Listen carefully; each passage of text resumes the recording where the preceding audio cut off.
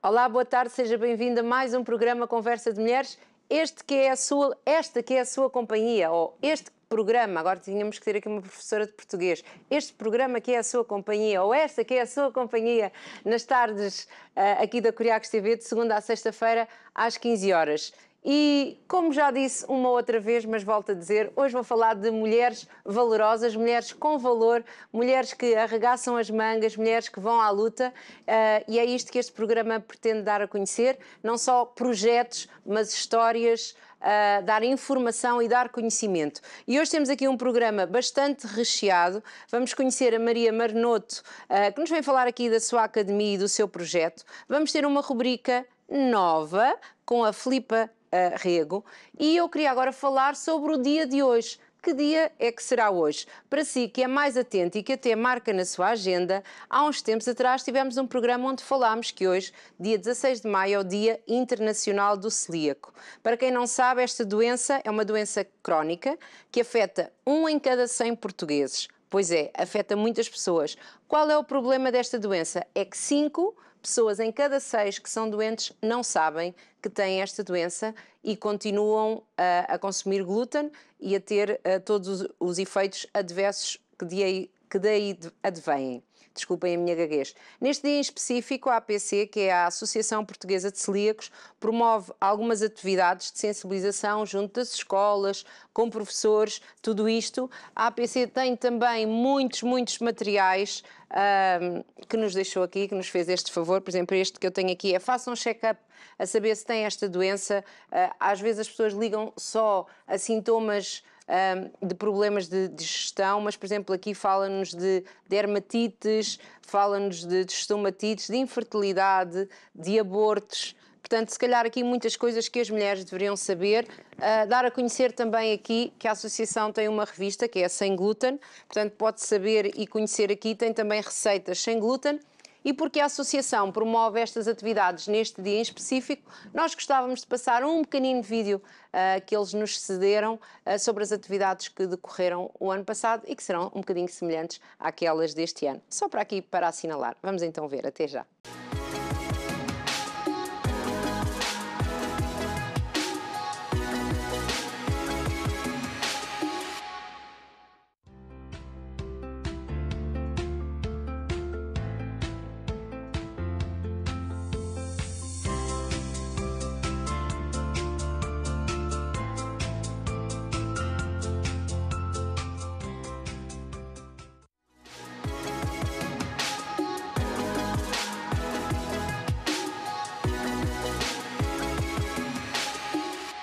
E então, se quer saber mais sobre este assunto, se ficou aqui intrigado, curioso, será que se calhar eu até poderia sofrer desta doença e não sei, convido a visitar aqui o site da Associação Portuguesa de Celíacos, ou se quiser já ouvir de viva voz aqui um testemunho de uma jovem que tem esta doença e também da nutricionista, de uma das nutricionistas da Associação, então pode ver o nosso programa de dia 3 de maio, se não está hoje, estará amanhã ou depois disponível já no YouTube. Se põe a gravar os nossos programas, é só ir ao dia 3 e consegue ver. Então, no dia 3 de maio deste ano estiveram aqui connosco para também tirar dúvidas e saber, e realmente ficou aqui uma chamada de atenção muito grande sobre esta questão. E mudando um bocadinho de assunto, vamos então de seguida passar à nossa rúbrica. Sabe o que é procrastinar? Esta palavra tão difícil de dizer, que eu acho que só conseguir dizer esta palavra já é um desafio. Sabe o que é? Se sabe, sabe que quer evitar. Se não sabe, quer aprender para depois evitar. É isso, não é? Então, vamos então ter a nossa rúbrica hoje aqui com a Filipa Rego. Até já.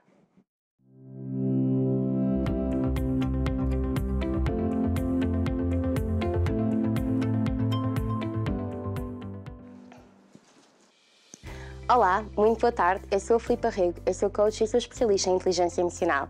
E hoje vamos falar daquela palavra que é um pouco complexa e que na verdade nos atrapalha um bocadinho no dia-a-dia, que é procrastinação. Mas afinal, o que é isto da procrastinação? Então, eu gosto de simplificar e dizer que a procrastinação é tudo aquilo que nós vamos deixando para o outro dia, ou quem sabe até para a outra semana, e que vamos adiando o máximo que podemos. Mas e se eu disser que na realidade a procrastinação é um comportamento que deriva do stress. Sim, eu sei que muitos de nós pensamos que a procrastinação é algo que advém de sermos, se calhar, preguiçosos, não termos motivação, mas na realidade ela está intimamente associada ao stress, à ansiedade. Se tu estás a pensar, ok, mas a verdade é que eu acabo por procrastinar todos os dias, então se calhar isso é um sinal que tens um stress crónico, tens uma procrastinação que vem dessa ansiedade que está no teu dia-a-dia. E a ansiedade pode nos levar a, de alguma maneira, adiar aquilo que queremos fazer por não nos sentirmos seguros, não nos sentirmos confiantes. A procrastinação pode ser dividida assim em dois blocos. Por um lado temos aquelas pessoas que procrastinam, mas que continuam a fazer as suas atividades no dia-a-dia, portanto acabam por ser bastante proativos, fazendo diversas tarefas, mas que elas na realidade não contribuem para aquilo que é o seu objetivo final. Ou seja, podem iniciar o dia tendo uma tarefa que consideram prioritária, e prioritária é isso mesmo, é uma tarefa que deve estar em primeiro lugar, mas que na realidade acabam por não fazê-la porque consideram que é muito desafiante, que pode ser muito difícil, que pode ter muito impacto ao nível do que os outros vão pensar. Isto gera tanto stress que faz com que as pessoas acabem por adiar essa tarefa, mas que como continuam a fazer outras tarefas, acabam por sentir de alguma maneira, continuam em ação e sentem um movimento. E esta sensação de movimento dá a sensação de quê? De que estão a ser proativos. Mas esta proatividade acaba por não estar a levar àquilo que as pessoas realmente querem como seu objetivo final. Depois temos o outro lado, que são aqueles procrastinadores que na realidade não entram em ação, que se distraem com o TikTok, com as redes sociais, que estavam a fazer aquelas chamadas que não eram assim tão relevantes para o seu dia e que acabam por adiar todos os seus projetos e quando vêm no final do dia têm uma lista enorme de coisas e sentem-se profundamente frustrados. Mas, tal como eu tinha dito logo no início, isto é um sintoma de quê? De que estamos a sentir alguma espécie de stress. Portanto, a primeira medida que devemos tomar é o quê? Identificar qual é a nossa fonte de stress. O que é que nos está a gerar este stress? É verdadeiramente a tarefa ou é algo que está a ocupar a nossa mente? Se calhar não estamos a ligar àquele fornecedor ou não estamos a ligar àquele cliente, mas nem tem a ver propriamente com o cliente ou com o fornecedor, mas sim com o facto de estarmos preocupados porque temos contas para pagar, porque se calhar não estamos a encontrar creche para o nosso filho, o que for. E isto acaba por nos desviar a atenção do nosso foco. A partir do momento em que nós identificamos qual é a causa do stress, é muito mais fácil nós conseguirmos driblar e desta maneira conseguir voltar a entrar em ação. Outra das medidas também é muito importante quando estamos perante um comportamento de procrastinação é percebermos que nós temos comportamentos de procrastinação, mas não somos procrastinadores. Porque quando nós assumimos que somos alguma coisa, ou seja, assumimos que o eu está ligado à procrastinação, fica muito mais difícil para nós entrarmos em ação. Porquê? Porque assumimos isso como parte da nossa identidade. Então é muito importante separarmos ao máximo isto da nossa identidade e dizer que, ok, eu neste momento encontro num pico de stress e isto está-me a levar a procrastinar. Depois, é necessário que todas as tarefas que nós desejamos fazer, que elas tenham metas realistas, tanto a nível de tempo, portanto, quando nós vemos uma tarefa, devemos perceber quanto tempo é que esta tarefa vai demorar a ser realizada e colocar um tempo que seja confortável para nós. E se esta tarefa for muito complexa, que é uma das coisas que pode realmente nos gerar um pouco de ansiedade e stress, dividi-la em subtarefas, de forma a que seja mais fácil nós realizarmos e também termos a sensação de que estamos a cumprir e que estamos a ir de encontro aos nossos objetivos. Quem é que não gosta de fazer um check na sua to-do list? Todos nós. Por isso é que é tão importante, efetivamente, traçarmos um plano realista. E depois é, de alguma maneira, também percebermos que podemos ter momentos na nossa vida que podem ser mais desafiantes e que está tudo certo, mas isso não significa que nós não temos os recursos necessários para entrar em ação. Significa apenas que necessitamos de compreender quais são as nossas fontes de stress, aquilo que nos provoca alguns triggers, portanto, que nos coloca em zonas de menos conforto para podermos ultrapassar e, desta forma, conseguir vencer um estado de procrastinação.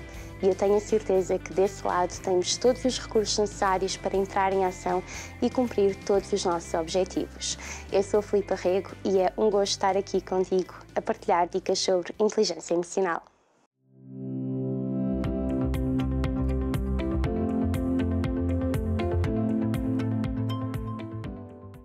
E E já estamos aqui de volta, então aprendeu e já decidiu fazer estas coisas. E pensou assim, a Filipa fala tão bem, tão pausadamente, mas parece que ainda precisávamos de ouvir outra vez. Então ainda bem, para isso mesmo temos as nossas redes sociais, temos o nosso canal do YouTube, onde todos os programas estão disponíveis para que possa ver e rever. Então no programa Conversa de Mulheres Facebook, Conversa.mulheres no Instagram, ou então no nosso canal da Curiacos TV. Tem então esta playlist imensa, pode ver, rever os programas, partilhar com quem acha que precisa, partilhar estes programas que têm rúbricas. Lembrar que temos rúbricas às terças e às sextas-feiras. Aqui sempre temos aqui mais uma convidada, pelo menos mais uma, às vezes temos muitas mais, mas que nos vem aqui dar alguma coisa para nós aprendermos, para colocarmos em prática. Portanto, veja as nossas redes sociais, partilhe, dê força a estes projetos, faça chegar esta mensagem, como hoje estamos aqui a falar do dia desta doença celíaca, falámos da procrastinação. Vamos agora ainda conhecer a nossa convidada, vamos assim dizer, principal de hoje, o tema principal. Vamos conhecer aqui uma academia. Então, pegue nestas ferramentas que são as redes sociais, porque elas não são, lá está, como disse a Filipa, para nós nos perdermos a fazer coisas, mas pegue nestas redes sociais e partilhe com mais pessoas para nós podermos chegar mais longe e podermos então falar e saber todas estas coisas e levarmos a mais pessoas. E então nós vamos receber a nossa convidada. Acho que hoje não vou ter o prazer de fazer assim, foi o que eu percebi. Percebi bem, não vou fazer assim, mas eu faço assim à mesma. Então vou aqui virar-me para receber. Acho que vamos deixar a Filipa de castigo, não é? Mas não faz mal, não faz mal. Vou receber aqui então Maria Marnoto. Seja muito bem-vinda. Olá, boa tarde, muito obrigada. Mãe, com anos de experiência em desenvolvimento de negócios, teve o seu negócio de cake design e hoje foca-se em conteúdos de gestão e de organização. E eu adorei esta frase que nos escreveu, que foi para micronegócios doces. Sim. Adorei, adorei. Que é a Academia Cakeful. Sim, exatamente. Seja muito bem-vinda. É um projeto que eu desenvolvi há 2 anos, foi quando veio ao mundo, mas principalmente antes da Academia existe uma Maria Marnoto. E o que é Maria Marnoto ao fim e ao cabo? Sou um espírito inquieto, muito sempre. O que é que se considera? Escreve isso em montes de coisas. Escrevo porque eu sempre fiz, eu sou uma pessoa de ação. Tivemos a falar um bocadinho de procrastinação. Exatamente. E aqui, não digo que não o tenha, mas... toda a gente há algum dia que acaba isso, por, exatamente, até por causa do stress, tudo o que como acabamos a explicou muito bem, não é?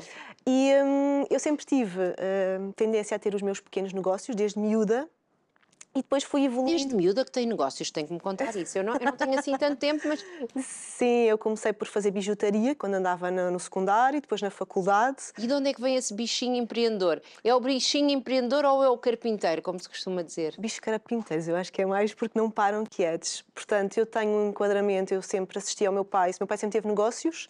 Pronto. Que sempre foi muito empreendedor e sempre foi visionário, alguns a correr melhor, outros a correr pior. Portanto, eu também aprendi um bocadinho a evitar certos erros e depois a parte da maneira... Mas ter essa consciência toda é muito interessante. Ter noção que alguns negócios não correram tão bem. Sim, exatamente. Como tudo o que é relacionado com o negócio tem 50% de probabilidade de dar certo e 50% de probabilidade de dar errado. Tem a ver com o próprio empreendedor e com o esforço que nós dedicamos ao nosso negócio. E depois, a parte toda da manualidade, todos os projetos que eu tive e que foram os meus pequenos negócios, sempre tiveram a ver com a parte da manualidade. Teve a parte da bijutaria, teve a parte da costura criativa. Costura criativa também. Sim. Então, era uma pessoa que gostava de fazer o quê? Além de abrir negócios? Olha, sempre gostei de fazer um bocadinho de tudo e lá está, por isso é que eu digo que eu sou um espírito inquieto, porque eu tenho uma necessidade criativa muito grande, por isso é que a cozinha depois surgiu como um escape criativo também, e principalmente o cake design, porque permite e dá... É todo um mundo. Exatamente, e com todo este enquadramento... acabei por seguir uma profissão de engenharia, formei-me em engenharia do ambiente. Então, e como é que surge a engenharia do ambiente no meio disto? E foi professora de escalada. Sim, quando andei na faculdade, dei aulas de escalada. Então vamos lá aqui. A faculdade, então, primeiro temos de saber como é que se chega à engenharia do ambiente. Uma pessoa que gosta de tantas coisas, sim, como é que se decide ou uma se escolhe? Por uma engenharia? Bom, primeiro... Ou por alguma coisa? Porque é difícil, não é? Quando Não se é tem tantos fácil, não é gostos. fácil, não é fácil, mas o que é a engenharia nos permite? O que é que a mim me permitia e o meu pensamento na altura? A engenharia é muito abrangente e é uma porta para várias coisas. E como eu 1059, sempre eu gostei de fazer alguma coisa, a engenharia permite-me ter também esse background e ajuda-me também a ver e a percepcionar certos tipos de problemas e a arranjar soluções. É isso que a engenharia também me traz, o meu passado em engenharia me traz e que hoje ainda aplico na minha atividade profissional atual e também na academia. Pronto. E porquê a engenharia do ambiente? Porque eu também sempre gostei muito de tudo que era ligado à natureza. Não. Não sou do verdinho, não. Salve! Não, mas acho que a sociedade hoje em dia tem que caminhar efetivamente para a sustentabilidade. Eu estou a brincar, mas... Claro, óbvio.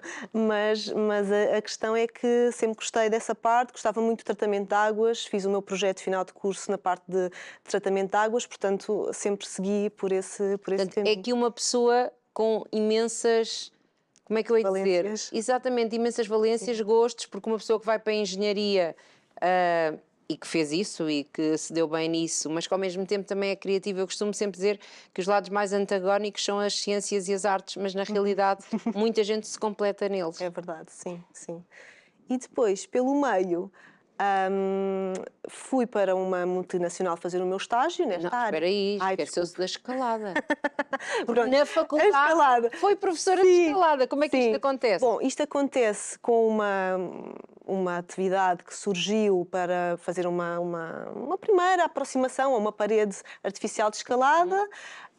Era através da junta de freguesia da zona onde eu estava a estudar, que era na Ajuda, que eu estudei no Instituto Superior de Agronomia, e comecei a ir e comecei a fazer aulas por mim, pronto, a aprender com os professores da altura, com os instrutores da altura, e surgiu o convite para integrar a equipa e fiz o curso de professora de instrutora de escalada, por assim dizer, e comecei a dar aulas às escolas, principalmente a miúdos da primária até ao secundário. E gostava de fazer isso? Sim, eu sempre gostei muito de ensinar. É? Portanto, sim, era uma coisa que nunca também... se imaginou a ser professora? Professora, não professora diretamente no caminho académico de professora. Ensinar, mas sem ter aquele... Sim. Está ligada a uma instituição de ensino, seja ele público ou privado, não é nem nunca foi na alta. Portanto, fazia a faculdade e em part-time... Ganhava algum dinheiro extra, não é? Fazer uma coisa que gostava imenso. Sim. Foi dos trabalhos que eu mais gostei de fazer enquanto estudava, foi este dar às aulas. E aí já não tinha tempo para micronegócios? Nessa altura ainda fazia bijutaria também. Pronto. Isto sempre muitas coisas a acontecerem ao mesmo tempo. Sim. Então, e depois da faculdade? Depois da faculdade... O que é que faz um engenheiro do ambiente? Olha, eu quando saí da faculdade fui trabalhar para uma empresa de projetos de rega. E fizemos o sistema de rega da altura que estava a ser construído de Troia. Quando foi a reformulação de Troia, foi a empresa onde eu estava a trabalhar, fez a reformulação toda dos jardins. Portanto, o sistema de rega dos jardins foi feito pela empresa onde eu trabalhava na altura e eu estava como estagiário e como ajudante. A fazer o que fosse preciso. A fazer o que fosse preciso. Os estagiários estão lá para fazer aquilo que os outros não querem fazer, não é? Exato. Mas aprendi bastante. Mas depois também comecei a cansar-me do tipo de projetos que era. E surgiu uma oportunidade para integrar uma equipa numa multinacional, que é a multinacional onde eu ainda hoje trabalho, e para a área de ambiente, higiene e segurança. E eu fui selecionada para integrar essa equipa, também fiz o meu estágio lá durante um ano. Mas aí já não trabalhava como engenheira do ambiente? Trabalhava como engenheira de ambiente na parte de higiene e segurança. Ok. Pronto.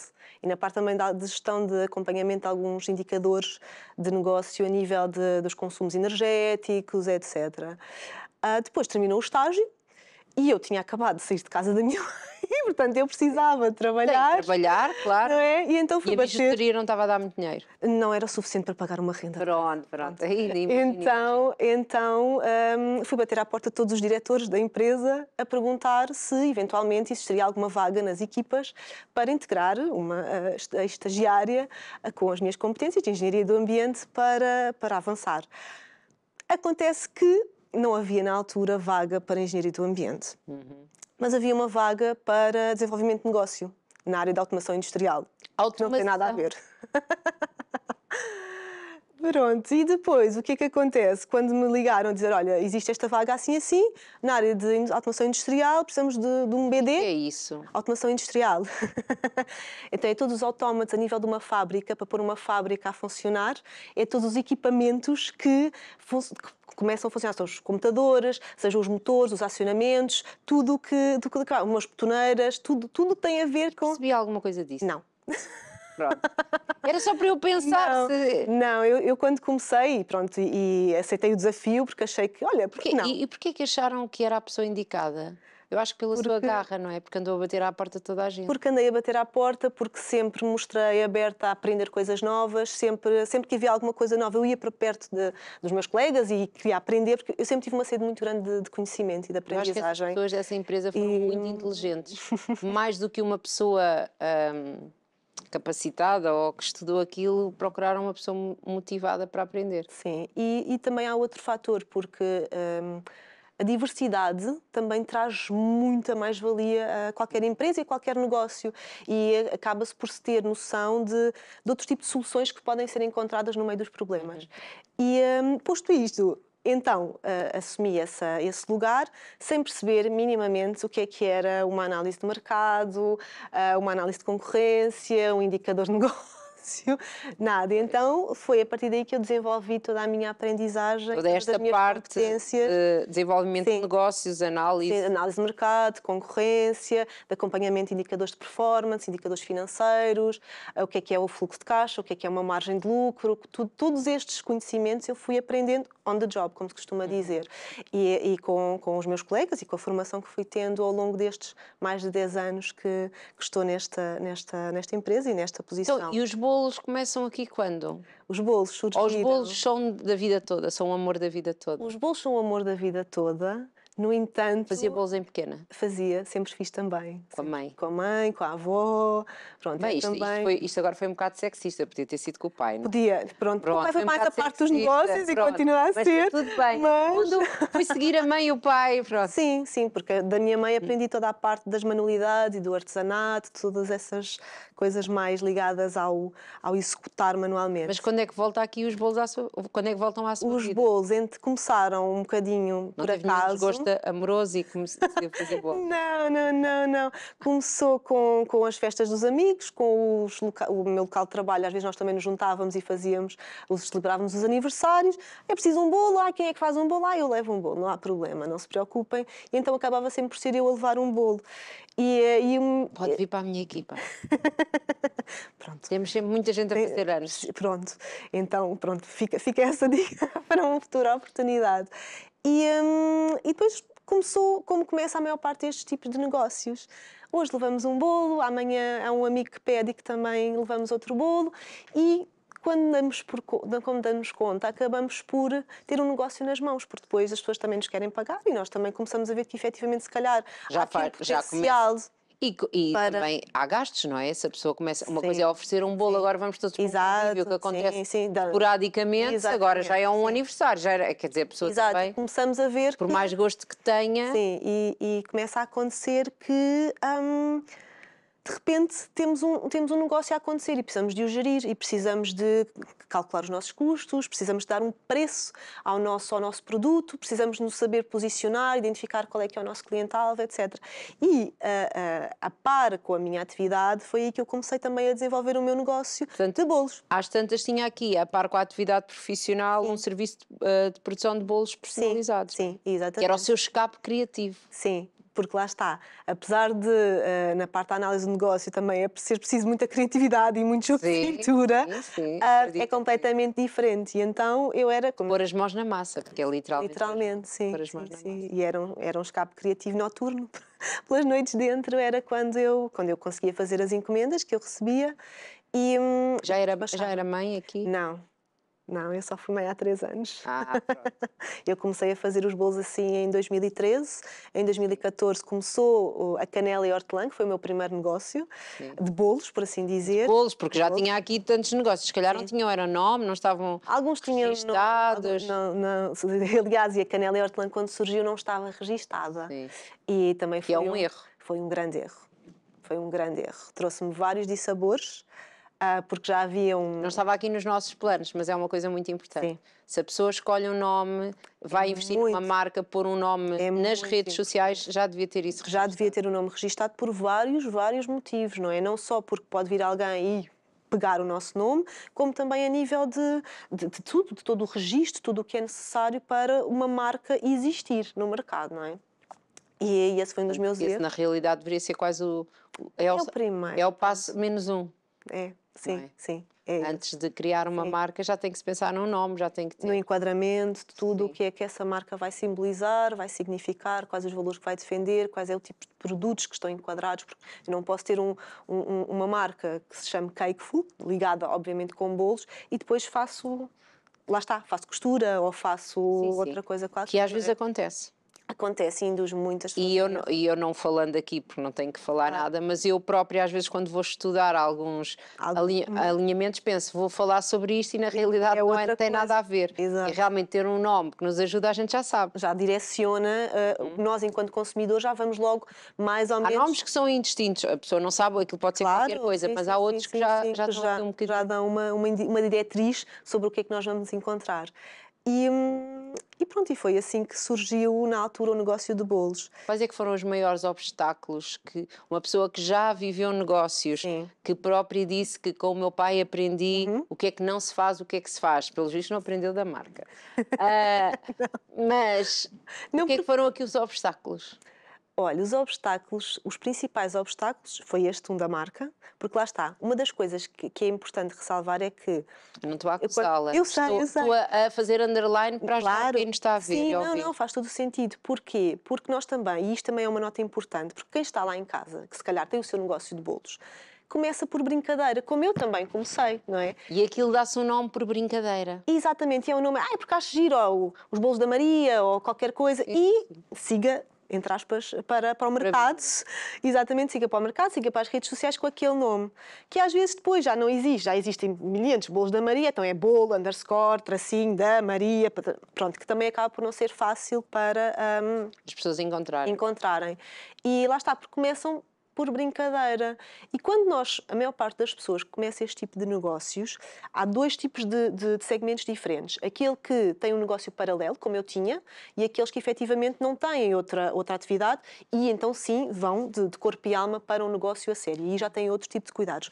Mas a maior parte das pessoas que fazem este tipo de negócios de cake design começa pequenino, começa em casa, começa num negócio paralelo, começa por brincadeira, então não tem as bases de negócio. E também porque quer queiramos, quer não, nós ouvimos muito falar do empreendedorismo, ouvimos muito falar de literacia financeira, etc. Agora, há coisa de 2 anos para cá que estes são ouvimos agora falar, e nós tentamos aqui falar muitas vezes. Exatamente. Não tantas, eu ainda gostava de falar mais. Mas a verdade é que também a informação é muito dispara e quando efetivamente alguém quer começar a empreender, existe tanta informação separada, e principalmente nesta área de pastelaria caseira, do que lhe quiser chamar, de cake design, porque o que é preciso para o empreendedor começar? Precisa de ter uma marca registada, precisa de licenciar a sua cozinha, precisa de formação em higiene e segurança alimentar, precisa aqui de várias bases para efetivamente começar a empreender da forma correta, chamemos-lhe assim, ou com as bases bem assentes.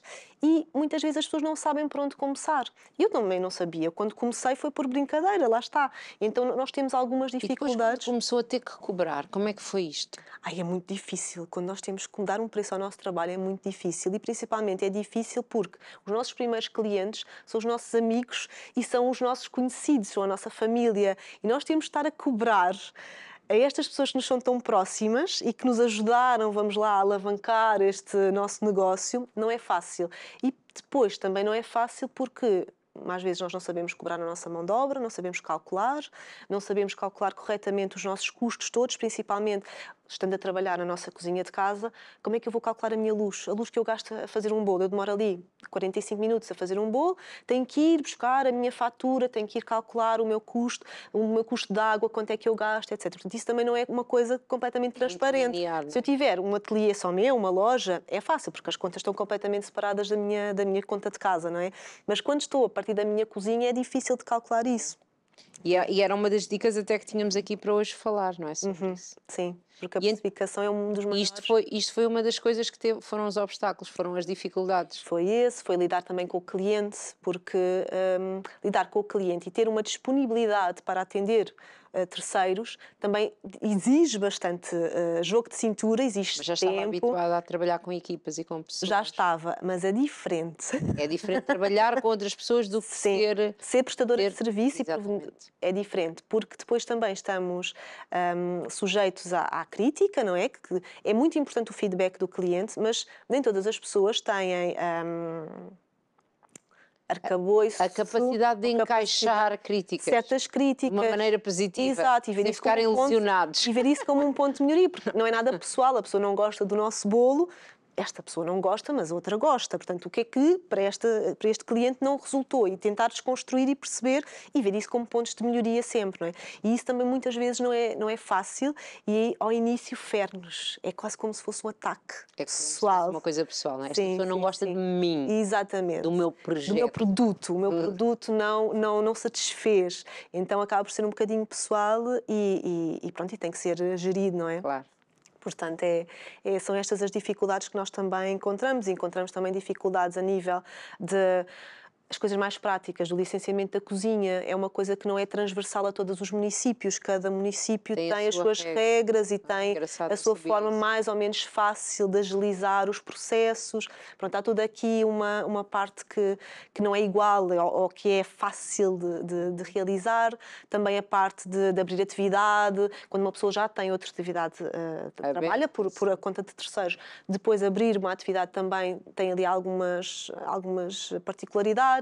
Pronto, há todas estas coisas que ao início são dificuldades, mas desconstruindo e indo ali camada por camada, uma pessoa depois consegue ter e depois começa a estabelecer os seus limites e os seus limites, não, as suas bases de negócio, quando tem o processo todo já operacionalizado e tudo já encarrilado, com uma boa base de clientes, com os processos todos bem encarrilados, ou seja, não adianta nós queremos dar tudo e mais um conjunto de produtos ao nosso cliente, quando isso para nós, a nível de processo, a nível de gestão logística, também não nos facilita o negócio, não é? Consegue fazer, não é? Exatamente, e no início nós temos muito essa vontade. De fazer tudo.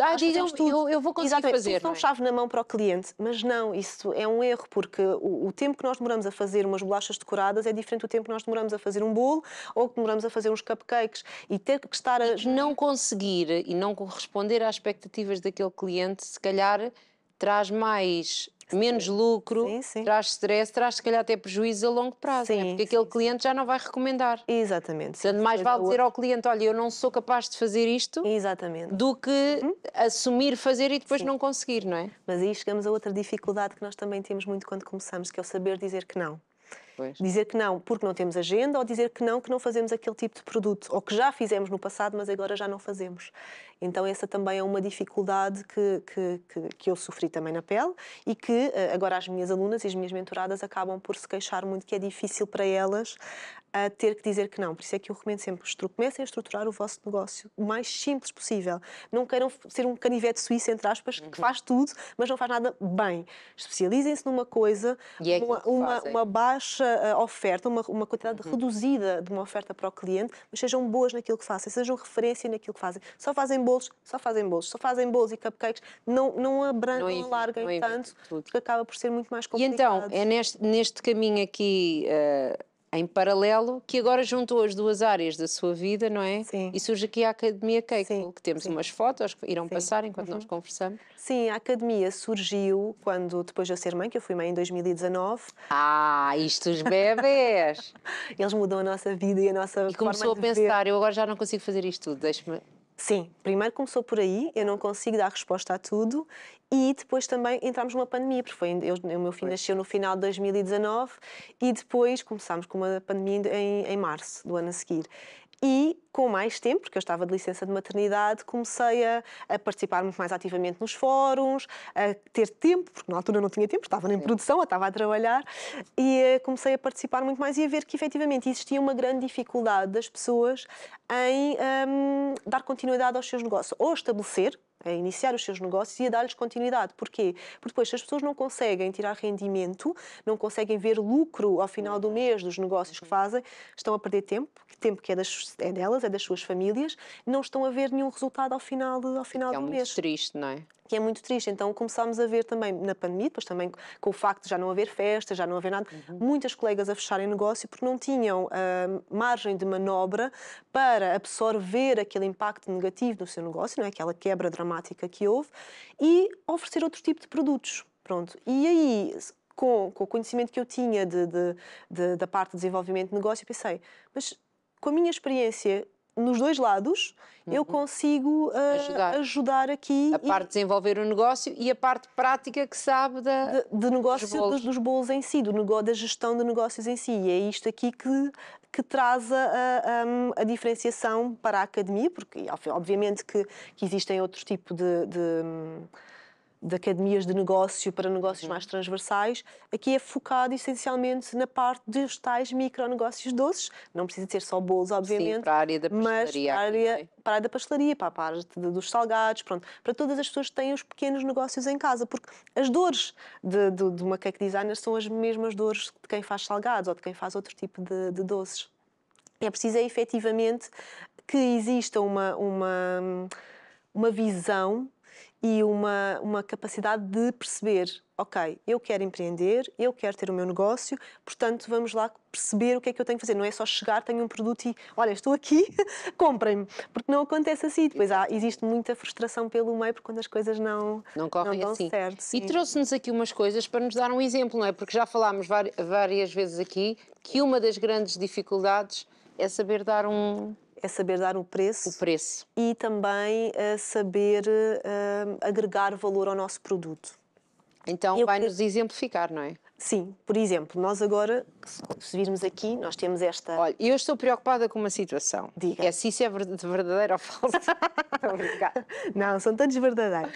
Porque se é verdadeiro, isto não cheira a nada, porque está tudo em caixas. Hoje não estou desconcentrada porque está tudo em caixas. Mas quando vejo coisas muito bonitas, pergunto sempre, isto é verdadeiro ou falso? Não, é tudo verdadeiro. Tudo verdadeiro. Portanto, nós temos aqui uns cupcakes simples, não é? Que à partida... Sim, eu acho que eles estão a ver, não estão? Estão. Agora já. Pronto, temos aqui uns cupcakes simples que... Mas têm muito bom aspecto. que têm uma embalagem simples também e que têm, obviamente, o seu valor de mercado.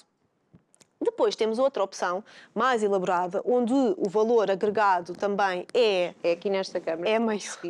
Vamos lá ver. Que o valor agregado é maior. Porquê? Porque tem uma apresentação diferente, tem uma caixazinha especializada, tem o seu lacinho, tem aqui depois também a marca que quem quiser pode colocar, mas o que é que acontece?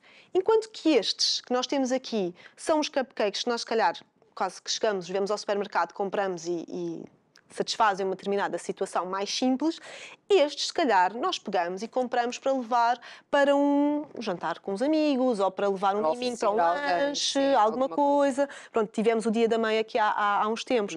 Este podia ser um presente ou uma sugestão de oferta para dar à mãe.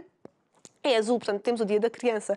Pode ser uma sugestão a seguir, mas é exatamente isso. A questão aqui é nós conseguirmos agregar valor ao nosso produto, porque a oferta é tão grande que o próprio consumidor, quando vê, ok, eu preciso de cupcakes, vamos lá ver que tipo de cupcakes é que existe. E porquê é que estes cupcakes custam, imagine, 3 euros e esta caixa de cupcakes custa 20? Que é aqui o valor agregado. Já são mais, logo aí. São mais. Ainda levam umas frutas. Levam mais, levam as Levam umas bolinhas, tipo pérolas. Exato, tudo isso acaba por trazer valor ao nosso produto e acaba por nos diferenciar também da concorrência, porque a nossa percepção enquanto consumidores finais é, ok, eu estou a olhar para estas duas embalagens, eu tenho uma maior predisposição a pagar mais por esta, porque lá está, eu olho para aqui e vejo assim, eu posso levar isto para um jantar de amigos, eu posso oferecer isto também posso oferecer, não estou aqui a desmerecer este produto. Sim, não é? E se calhar vai haver compradores para os dois, não é? E exatamente, são públicos diferentes, públicos altos, por isso é que nós temos que perceber primeiro, quando nós também queremos começar o nosso negócio, qual é que é o público para quem nós queremos ofertar os nossos produtos. Porque clientes, todas as pessoas podem ser nossos clientes, que chegam à nossa página, E chegam ao toda a nosso gente quer contacto. sempre aquele que paga compra. mais, mas normalmente esse também é o que é mais exigente, portanto a pessoa também Sim, tem que estar preparada também para tem que isso. estar preparado, sim. E por isso é que é tão importante nós definirmos o posicionamento que nós queremos, o público-alvo que nós queremos atingir e perceber aqui onde é que, no meio disto tudo, o nosso preço se encaixa. Porque eu posso querer, eu só quero clientes gama A. Fazer tudo 500 euros? Exatamente. 500 euros, Eu vá, posso meninos, querer. quem quiser levar, leva por 500. Eu posso, mas não consigo chegar a esse, Claro, porque eu não vou. Para um cliente gama A, vou vender estes cupcakes que são mais simples, não é? Estes cupcakes eu vendo noutro tipo de segmento. Portanto, essa parte também é muito importante.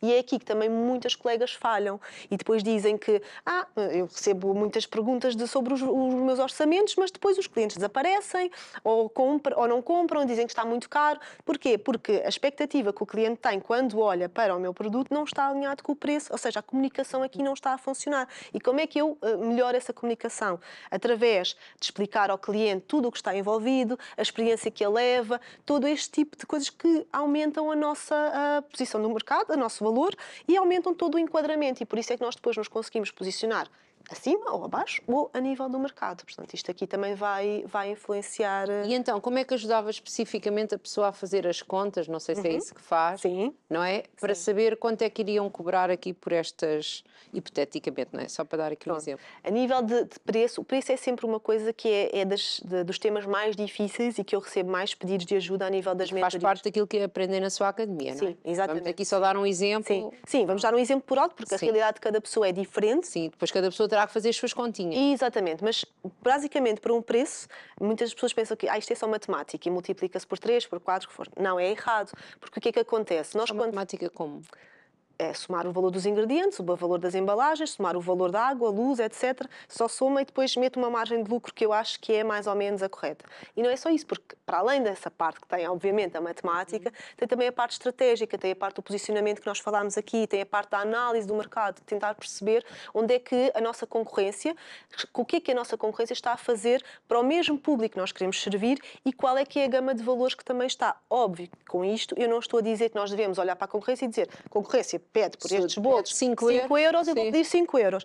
Não, e não quer dizer que seja... Se calhar a seja... concorrência já está à frente e já tem nome, já tem clientes, não é? Pode já ter clientes, mas não está diretamente a ver com isso. Pode ter a ver também com a parte de o que é que o concorrente, por exemplo, se dois cenários. Existe uma cake designer que faz este tipo de caixa e outro também faz muito similares, mas uma oferece a entrega ao seu cliente. Agora veio o dia da criança, oferece com mais qualquer coisa. Portanto, acaba por destacar, acaba por ter um enquadramento diferente e pode valorizar muito mais o seu produto. Portanto, em vez dos 5 euros, pode se calhar cobrar 7 e acaba por conseguir também vender, porque tem algo mais para o seu cliente, que acaba por ser valorizado. E, portanto, é sempre difícil, nunca é só matemática, por isso que eu digo que não é sempre só matemática e existe toda uma estratégia por trás, que está ligada com, lá está, o posicionamento, com como é que nós queremos comunicar o nosso produto. Mas, basicamente, o preço, como é que nós chegamos a um preço? Os ingredientes, que servem para compor, as embalagens, todos os lacinhos, os acessórios todos extra, mais os nossos custos indiretos de produção, que tem a ver com água, luz, gás, o tempo de que nós estamos ali depois a lavar, que é a nossa mão de obra e a produzir, portanto, isso tudo também entra. Portanto, lavar. Ingredientes. Isto é uma coisa que é importante. Não é só fazer, até está feito, depois ainda se fica ali tempo a lavar. Portanto, ingredientes, custos indiretos, mão de obra. São os 3 principais pilares de um preço. Depois vem, obviamente, a margem de lucro que nós colocamos. Alguma margem de lucro mais ou menos definida ou não? Eu defendo que, a nível de margem de lucro líquida, nunca menos de 40%. Líquida, ok? Depois já de subtrair todas as despesas inerentes à nossa produção. Porque se for abaixo disso, não é rentável, porque depois nós chegamos ao final do mês e atenção que é importante aqui fazer a diferença entre margem do produto em si e a margem de lucro do produto e a margem de lucro no final do mês. E isso aí nós só conseguimos através do fluxo de caixa. Ou seja, com a contabilização ao longo das semanas, ao longo do mês, de colocar as continhas todas, porque é um dos problemas que as pessoas também não têm, é que depois não têm tempo de preencher estes fluxos de caixa, essas coisas, e acabam por não saber saber se tem ou não. Não sabem bem quanto é que entrou, quanto é que gastaram, sim, quanto é que tudo. Sim. Tipo, tá mal. E, portanto, acaba sempre por... andam sempre um bocadinho perdidas, porque muitas vezes eu pergunto, mas, ok, faturas 1000 euros por mês, mas disso quanto é que é o teu lucro? O meu lucro é mais ou menos 50%.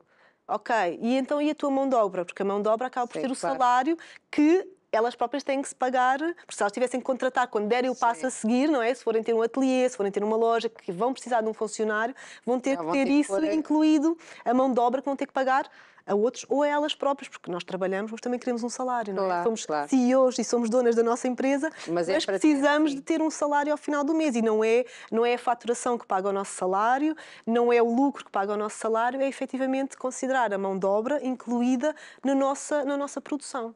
E então, falou aqui muitas vezes, já passámos o Dia da Mãe e falou aqui do Dia da Criança. É muito importante esta parte de aproveitar estas épocas festivas. É fundamental. Para dar aqui um up. Sim, é fundamental, porque nós na parte da pastelaria, da doçaria, nós temos duas épocas que são as principais, Natal e Páscoa. Sim. Depois temos a seguir o Dia da Mãe, o Dia da Criança mais ou menos, conforme o segmento. E o dia dos namorados, não?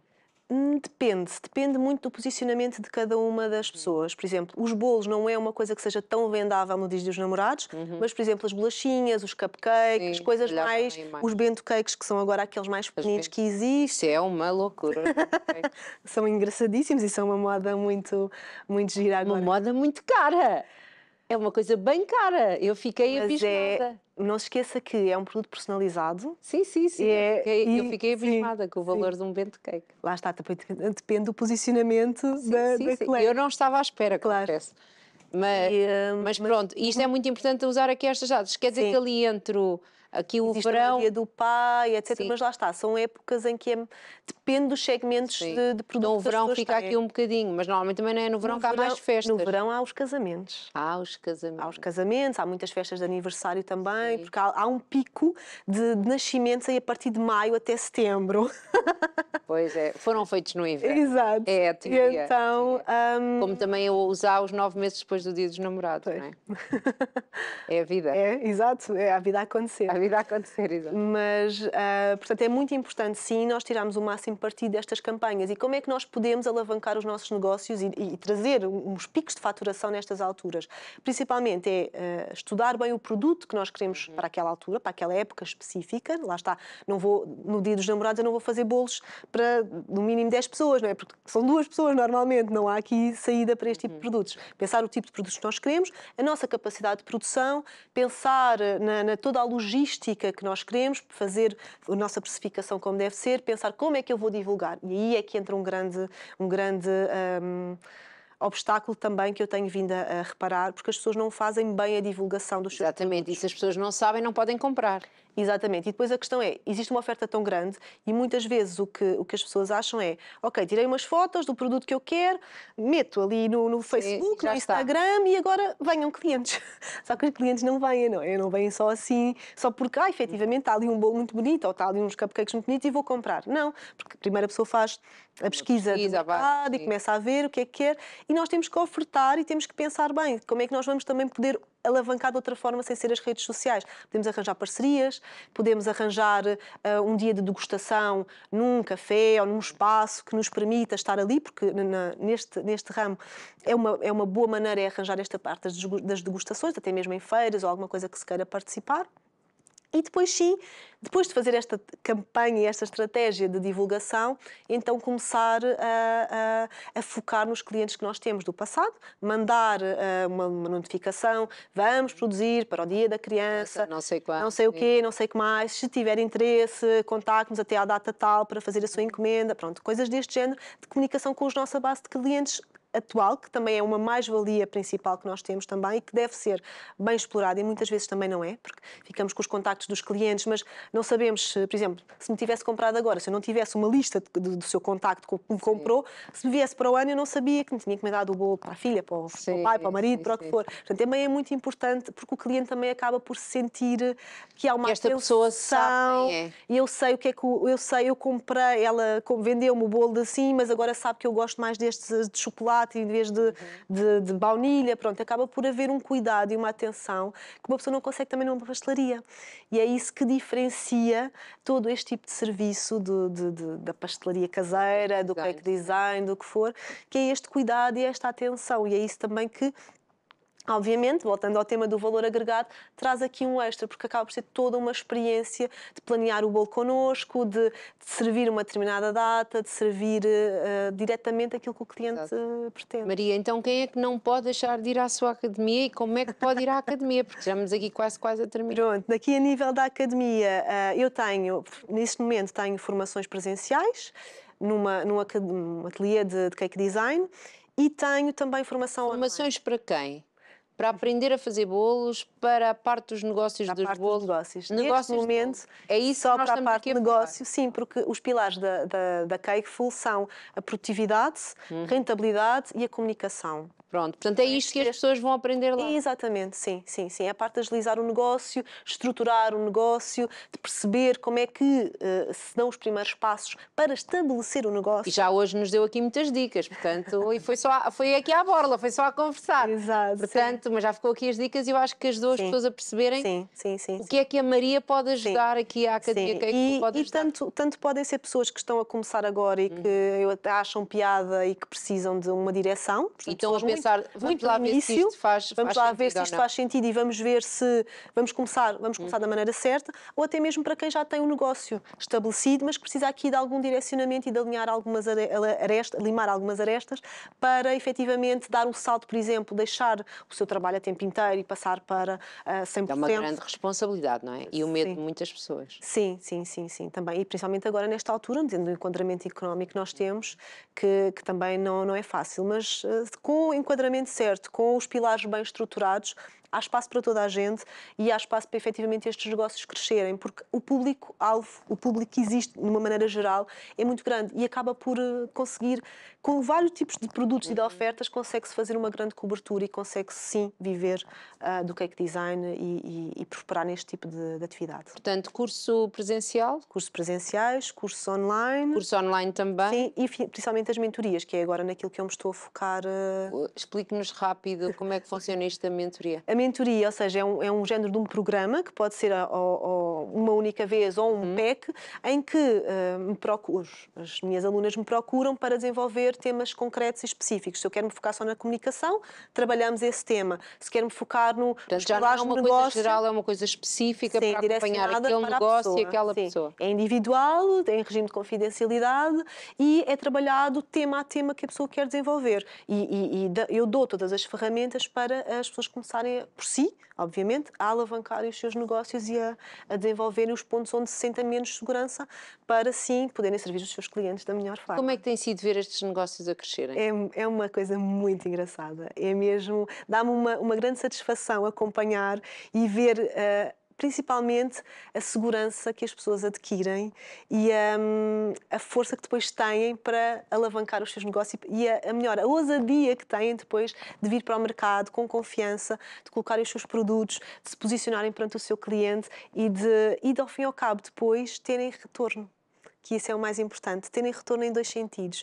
No retorno monetário, obviamente, claro que é. E da satisfação pessoal e também de conseguirem enquadrar tudo com as suas famílias. Porque a maior parte destas pessoas que trabalham nestes negócios são mulheres, são mães, têm as suas famílias tempo, não é? E precisam, e provavelmente também deve ser mãe, sou mãe. Sabe que nós temos que gerir tudo, portanto, cai-nos tudo muito em cima. Cai-nos tudo muito Eu nunca tive muito jeito para as mãos, ao contrário de si, isto dá-me a ideia que às vezes as bolas estão todas a cair-me em cima. E é difícil. Portanto, este é uma das mais é uma das maiores gratificações que eu recebo quando trabalho com estas mulheres e quando vejo que, efetivamente, quando elas aplicam e quando põem em prática, traz resultados e elas próprias conseguem ver isso e isso depois repercute-se a nível pessoal e nas famílias, portanto. Maria, sabe uma acaba por coisa? ser, Eu acho que este espírito inquieto fica muito tranquilo a falar sobre estas mulheres e sobre o Sim. que elas conseguem.